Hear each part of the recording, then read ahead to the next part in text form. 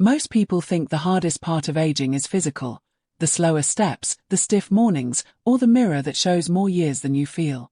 But what really keeps many seniors awake at night isn't pain, it's the silence.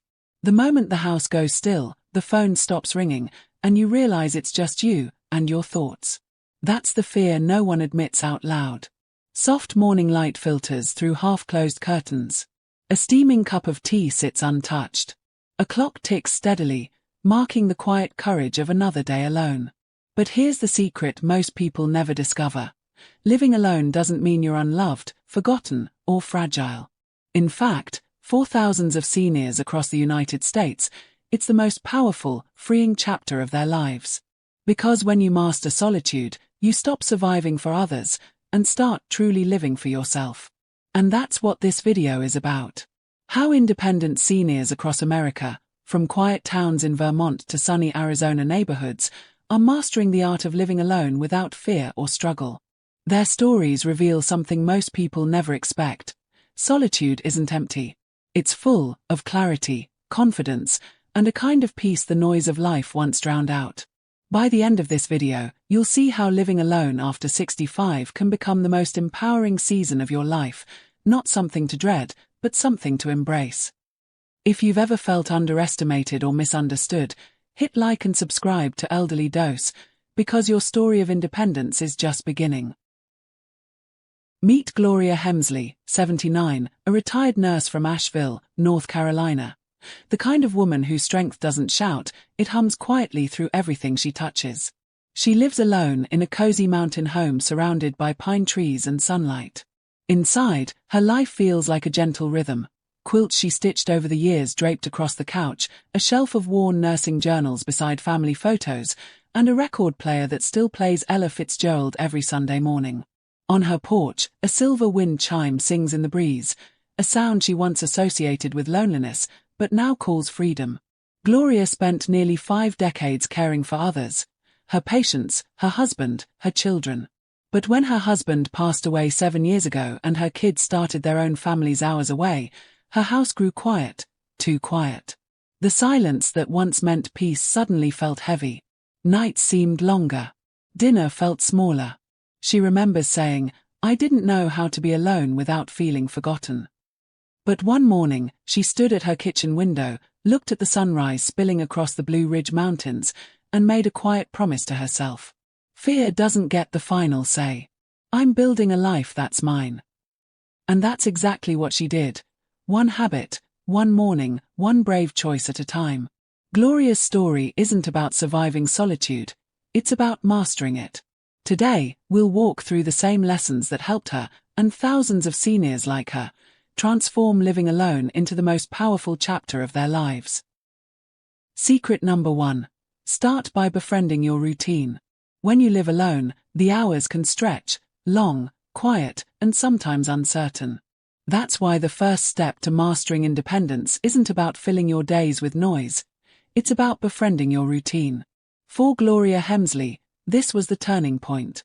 Her mornings used to start with silence she feared. Now, they begin with rhythm, a rhythm that belongs only to her. She wakes up when the first light hits the wooden floors of her mountain home. She opens her curtains and lets the world in, even before she speaks a word. Then she waters her peace lilies, stretches by her window to loosen her back, and puts on her favorite Miles Davis record. As the trumpet hums through the air, she brews her tea slowly, savoring the small ritual that says, "I'm still here, and I'm still living." Experts call this rhythmic stability, a 2025 insight from the American Psychological Association showing that seniors who create simple, self-driven routines experience 30% lower anxiety about isolation and a measurable boost in emotional confidence. The reason is simple. A personal routine turns solitude into structure, and structure turns uncertainty into comfort. For Gloria, her morning isn't just a habit, it's her anchor. She says, "I don't need a busy calendar anymore. I just need small moments that remind me I'm in control." And that's the beauty of it. You don't need to chase productivity or force yourself into someone else's rhythm. You just need to shape your days around what gives you peace, whether that's reading the paper with your coffee, tending to your plants, or sitting quietly by the window before anyone else wakes. Because the truth is, when you live alone, your schedule doesn't need to be full. It just needs to feel like you. Every repetition, every cup, stretch, song, or sunrise is a declaration that your life still has order, warmth, and meaning. So, start small. Build one gentle routine that makes your day yours again. Over time, you'll find that consistency doesn't just comfort the mind, it strengthens the soul. What's one ritual that gives your mornings peace? Share it in the comments. You might inspire someone else's next good habit. Secret number 2. Design safety that feels like freedom. Most people still think safety for seniors means surrender, alarms, check-ins, or people hovering over you. But in 2025, safety isn't about control. It's about confidence. Living alone doesn't have to mean feeling vulnerable. With the right design, safety becomes invisible, and that's where independence truly begins. For Gloria Hemsley, this realization changed everything. After her husband passed, she admits she used to double-check every door twice before bed and sleep with the hallway light on. "I wasn't afraid of the dark," she says, "I was afraid of not being prepared." But over time, she discovered a new kind of security, one built not on fear, but on trusting herself and her tools. Now, Gloria's home feels safe, not guarded. Her front door locks automatically at 9 p.m., and if she forgets, her phone gently pings her and sends a text to her daughter. Her lights respond to her voice, glowing warm when she says, "Good evening." She wears an Apple Watch with a fall detector that silently alerts her emergency contact if something goes wrong. She even added a discreet motion sensor near her kitchen, just enough to give her children peace of mind without feeling like she's under watch. Gloria smiles when she explains it. Security isn't about fear. It's about confidence, knowing that I'm not waiting for help, I'm living with assurance. This shift is part of what experts now call the tech comfort movement, a 2025 trend among seniors who are blending digital innovation with emotional autonomy. It's about embracing technology as a form of empowerment, not dependence. From smartwatches that track heart rate to medication reminders that sound like favorite songs, technology is no longer something that replaces human touch, it extends it. What makes this so powerful is the mindset behind it. Gloria didn't add these features because she was scared, she added them because she wanted to feel free. And that's the difference. When you design your safety around comfort, not caution, your home becomes a partner in independence. You sleep deeper. You move with ease. You stop checking the locks twice because you know you've built a world that has your back. So, whether it's voice-activated lighting, an emergency bracelet, or even a neighborhood safety app, think of every new tool as one more brick in the foundation of your confidence. What's one piece of technology that's made you feel safer or more independent lately? Share it below. You might help someone else take their first step toward confident living. Secret number 3. Redefine quiet. When you first start living alone, the quiet can feel like a storm. The refrigerator hum becomes too loud, the ticking clock feels like company, and the evenings seem to stretch endlessly. Many seniors say that silence is the hardest part, not because it's empty, but because it forces you to hear yourself again. For Gloria Hemsley, 79, that silence used to hurt. "After my husband passed," she recalls, "I'd leave the TV on all night just to hear voices. News, sitcoms, anything. The noise kept me from thinking too much." But over time, something inside her shifted. One night, she turned everything off. No music, no television. Just her, the sound of rain against the window, and the steady rhythm of her heartbeat. That night, for the first time in years, the quiet didn't feel like loneliness. It felt like peace. Now, silence has become her sanctuary. Gloria lights a candle each evening, sits by the window, and lets the world settle. She listens to the wind, the creak of her wooden floor, the whisper of her own thoughts, and she smiles. "I used to leave the TV on just to hear voices," she says. "Now I leave it off, because I like mine better." Modern science agrees. A 2025 study from the Stanford Aging Lab found that seniors who spend at least 20 minutes a day in reflective silence, no screens, no distractions, experience up to 25% lower stress hormones, cortisol, and a significant boost in emotional regulation. In simpler terms, Silence teaches your body and mind to breathe again. Quiet is not the absence of life. It's the sound of it.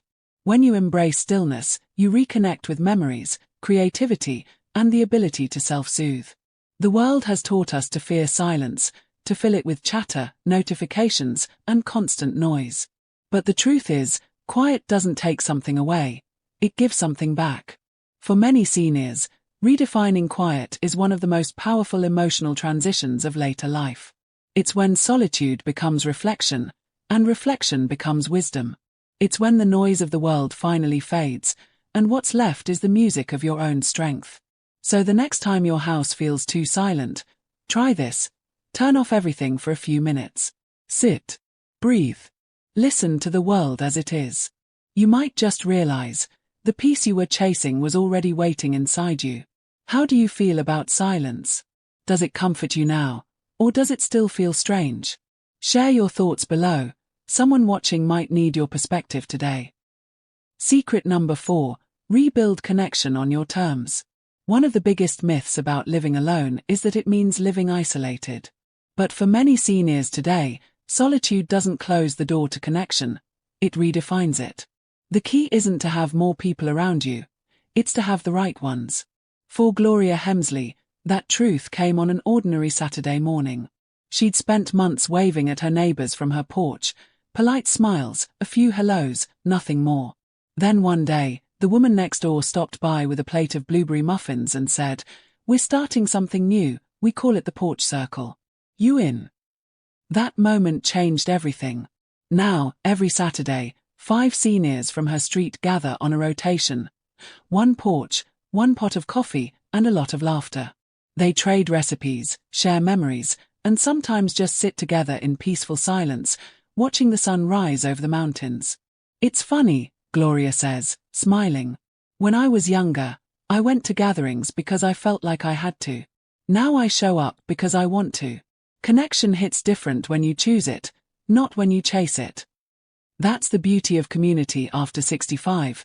It becomes less about obligation and more about authenticity. You're not attending out of duty, you're connecting out of joy. You choose conversations that nourish you. You surround yourself with people who make you feel seen, not small. And this isn't just anecdotal. Across the US, the AARP's 2025 Local Circles initiative has grown into a national movement, helping older adults create small, hyperlocal groups right in their neighborhoods. These micro-communities meet for everything from walking clubs and porch coffees to meal swaps and story nights. Research shows participants in these circles report 40% higher life satisfaction and lower loneliness scores, especially among those living alone. It's proof that connection doesn't have to be large to be meaningful.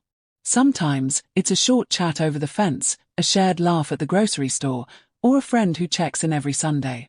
For Gloria, her porch circle isn't just a social group, it's her reminder that independence doesn't mean isolation. So if you're living alone, ask yourself, what kind of circle could I build?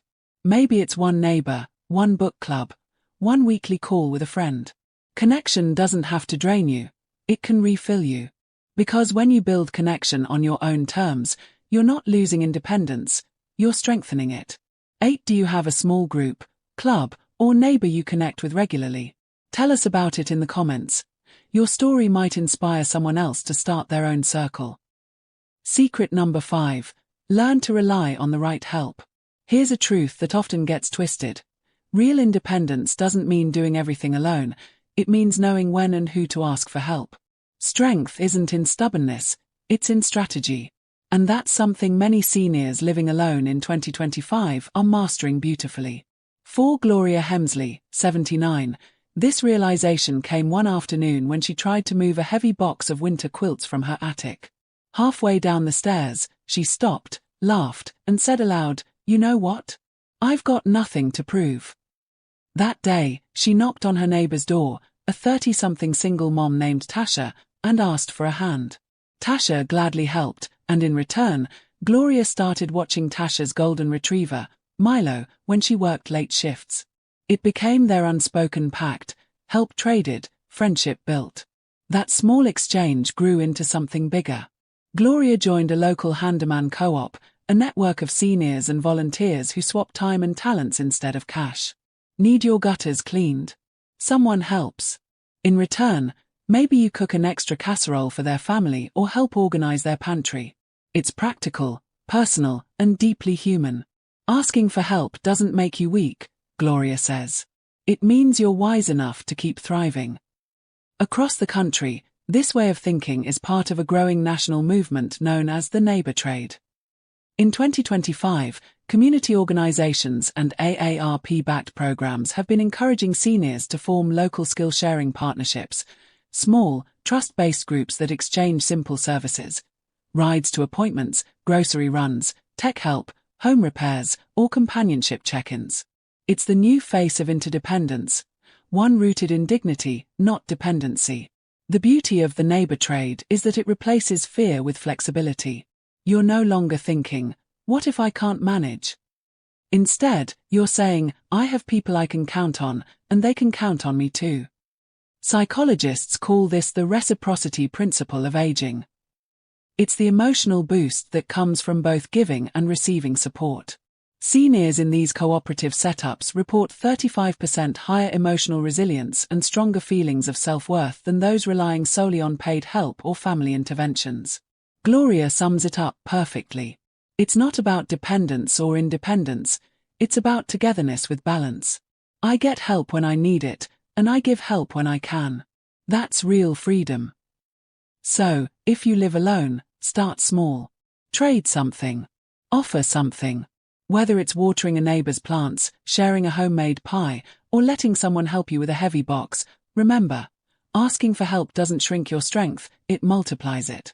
Have you ever traded help with a neighbor or friend instead of hiring someone? Tell us your story in the comments. Your simple exchange might inspire someone else to build their own circle of trust. Secret number 6.